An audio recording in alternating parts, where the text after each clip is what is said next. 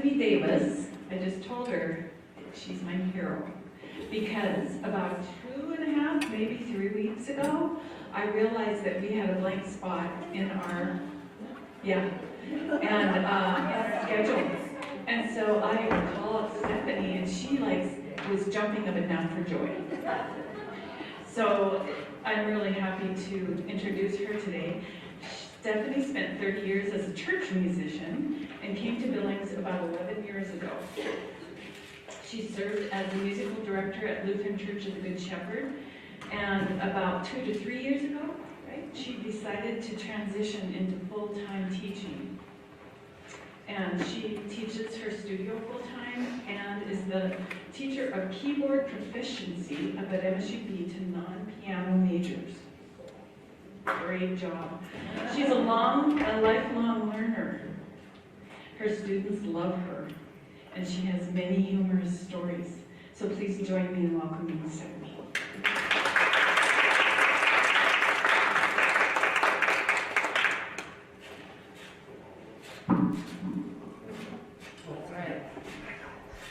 Good afternoon. I'm very excited about this topic. I 2 summers ago, for my summer studies, did the elementary level pedagogy online class through the Royal Conservatory of Music in Canada and have begun using their curriculum. And this summer, I wasn't quite ready to do the intermediate class yet, so I thought, what am I going to study this summer? And I've always been fascinated by neurology and how we're able to do what we're able to do.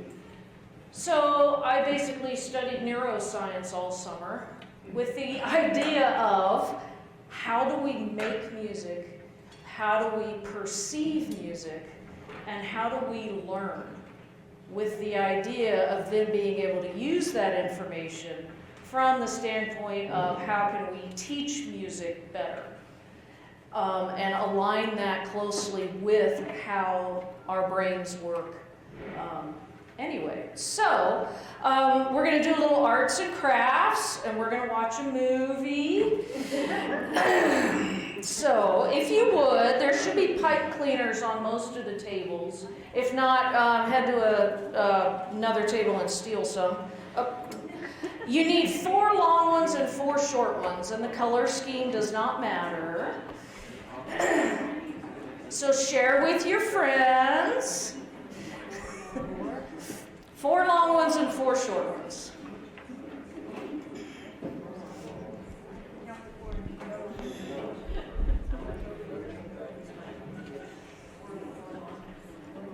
And what I'm going to do initially is take you through our first group class that we had in September. Because I'm setting the students up this year, we're really focusing on practicing. Now, I know that may seem obvious. We're always focused on practicing. But what I'm trying to do this year very intentionally is explaining to students why we practice, how we practice, and giving them those tools, because I know that I'm not going to be there forever for them. And if they're equipped, and if they can read music, and if they know how to learn it on their own, they're going to keep doing it the rest of their lives. So the first thing we're going to do today is make neurons. So you need a long one and a short one. I recommend 2 different colors. And I want you to take the short one and just make a little ball around one end of the long one. That is going to be your nucleus.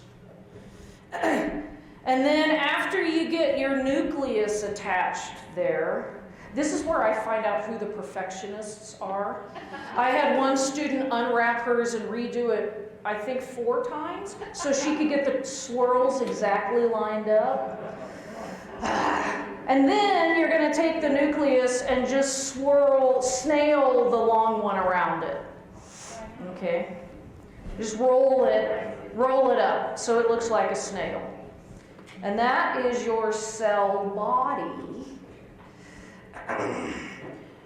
And at this point I get all sorts of semi-irrelevant information about cells and things they've learned in school, but that's great.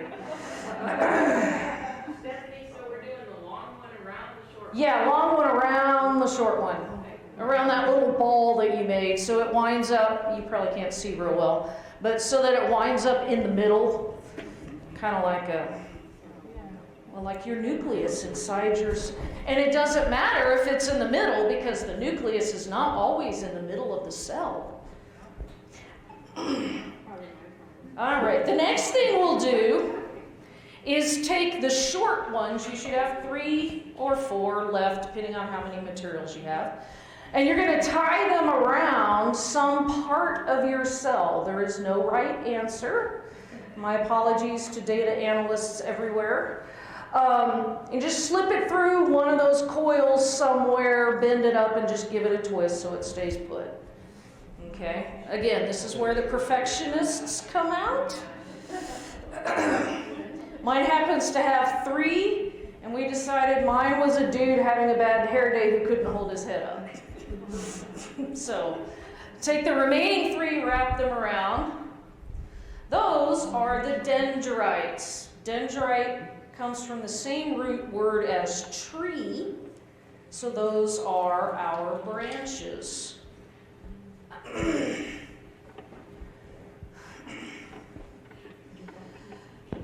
All right. Are we growing dendrites here? All right. Last step at this point, you want to take one of your long ones that's remaining. You're going to thread it somewhere through the cell body. If you want a shorter stem, this is a long one folded in half. If you want a really long one, just bend it through and give it a little wrap so that it stays put. So you want one long one. This is the axon of the neuron, and this is the part we are interested in. Okay? So we've got the nucleus, we've got a cell body, we've got dendrites reaching out to talk to other neurons, and we have an axon, one long axon. Neurons only have one axon. They take lots of input, only one output. Okay? Now, there's a great video on TED-Ed that I found. It was actually referred to in one of the books I was reading. About 5 minutes, totally worth it. So, we're going to watch that now.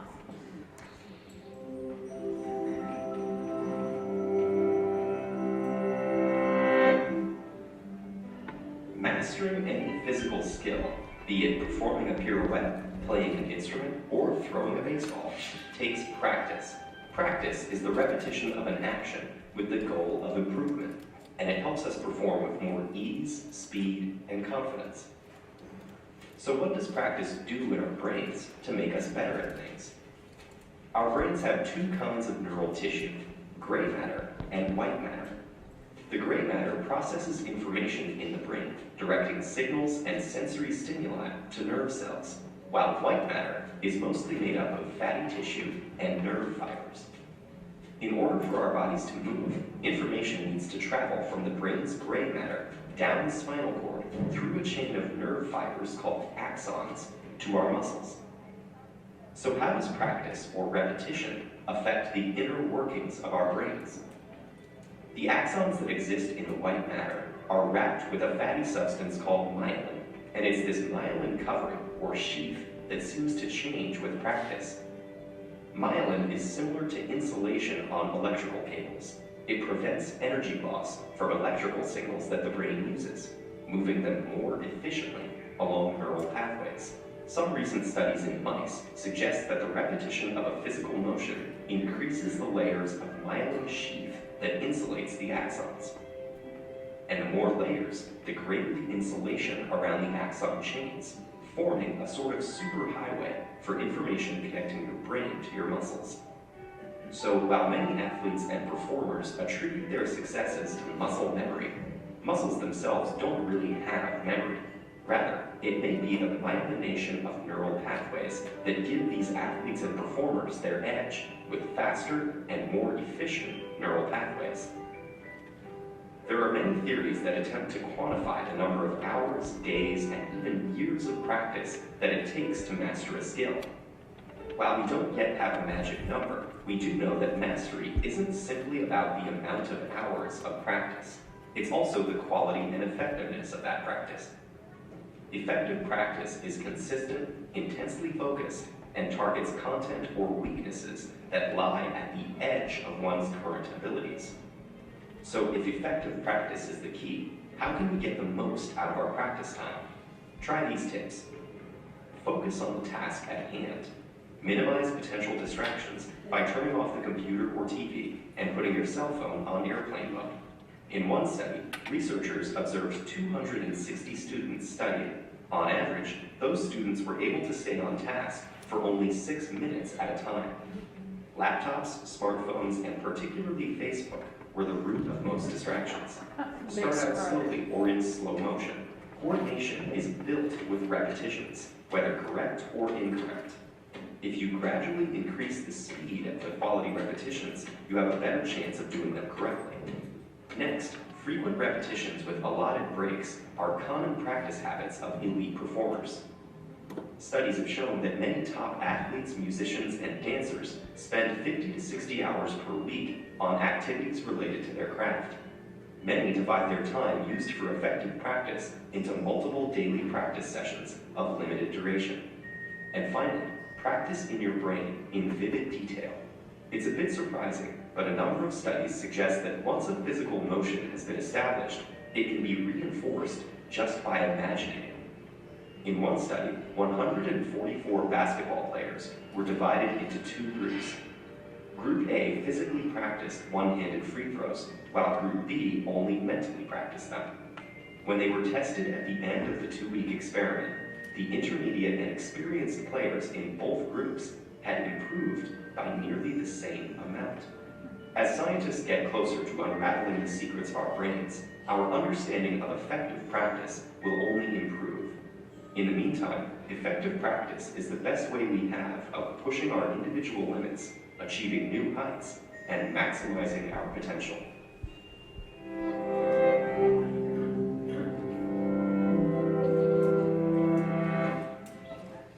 So I went through that with each student at their very first lesson, which allowed me to sort of highlight some things that applied to that particular student. And then at our group class, I showed it again, and we went through the discussion questions. There's another section on TED Ed that'll provide prepared discussion questions. So we'll go through those just quickly so you get a sense of that. I did this also with the kids minus the slides. They just had it on a sheet of paper. What properties of practice lead to mastery? The amount of time, the quality of time, effectiveness of the sessions, or all of the above? D, all of the above. I had one student who would come in, Miss Stephanie, I practiced and worked so hard on this piece this week, and all I could think was, oh God. Because she wasn't very good at reading rhythms or notes, and she had practiced so hard, that's what was in her head. And I knew we were in trouble. So quality, I do not have my students track practice time. I don't care how long they practice. It's the same as studying another subject. Some kids are going to pick up on scales very quickly, and they simply won't need to practice them as long as another student who has more trouble with that skill. What I want them to do is complete their assignment and do it well. Now, I work with them so that their practice time falls within about what we would expect. Now, in actuality, muscle memory is how things work in the body, the neural pathway between the brain and muscles, the retained information contained in the muscle fibers themselves, or all of the above. B, yes, the neural pathway. Now, we still refer to it as muscle memory, but the kids understand it's coming from their brains. And this may seem very sciencey. I had kids as young as 6 in this class. They ate it up. Because how many times as a child asked you, why? Right? They want to know why. In particular, they want to know, why do I have to play that 6 times? I got it right. I've got it now. Well, no, you got it right once. And so helping them understand why. So now we get to the part we're a little more interested in. What is myelin? C. Yep, it's the white substance. And they all understand insulation because they all use headphones. And so as soon as you explain that, they understand the insulation. The picture of the highway in the video that keeps the headlights pointed forward makes a lot of sense to them. This was their favorite, and I heard the oohs and ahs. Focus time was about what? 6 minutes. And the kids were just amazed, and I said that video was 5 minutes. And they went, whoa. That's all you guys can concentrate for? I said, hey, it's you guys concentrating for that long. What do you mean, us guys? All right, and then we looked at the athletes and performers and talked about these practice habits. Which one is it? D, all of the above. Now, first off, they couldn't comprehend spending 50 to 60 hours on anything. But I pointed out how much time they spend in school, or the fact that my teaching this class with them was part of those 50 or 60 hours. It's doing what you do, okay? So I think that kind of helped them. But I also try to impress upon them short practice times. You don't have to block out an hour in the afternoon. If you practice 6 times for 10 minutes, you may get more done than sitting there for a whole hour. Particularly younger ones, several of them have now split up their practice into 5 or 10 minute sessions. They'll do 10 minutes before they go to school, they'll do 5 or 10 minutes when they go home after snack, and they'll do another 10 minutes after dinner. And Mom says that she gets a lot less pushback when they know they don't have to sit there for a very long time. So, now we're implementing this plan. How many have felt this way?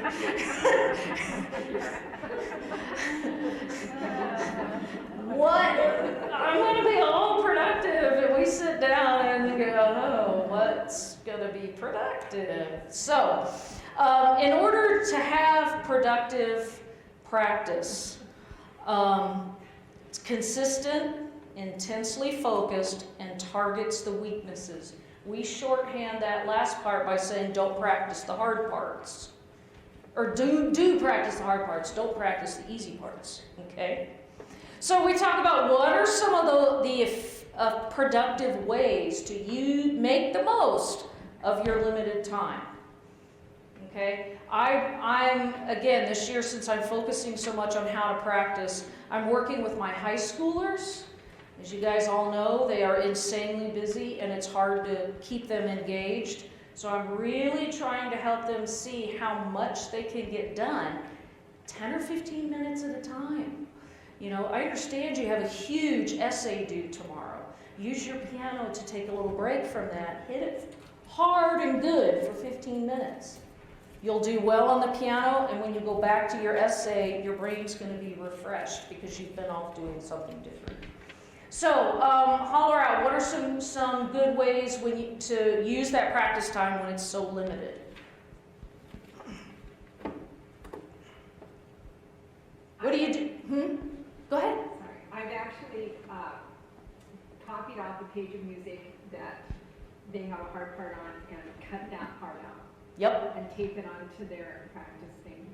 So because they can't not start from the beginning and keep their music for the week until Now, I have the smart aleck students who love to prove that they've already memorized that first half that they love to play so much. But yes, focusing very intensely. I tell the kids, I get 5 to 10 minutes throughout the day to practice, so I got to know exactly what I'm going to work on. So yeah, being very focused in what you're going to work on.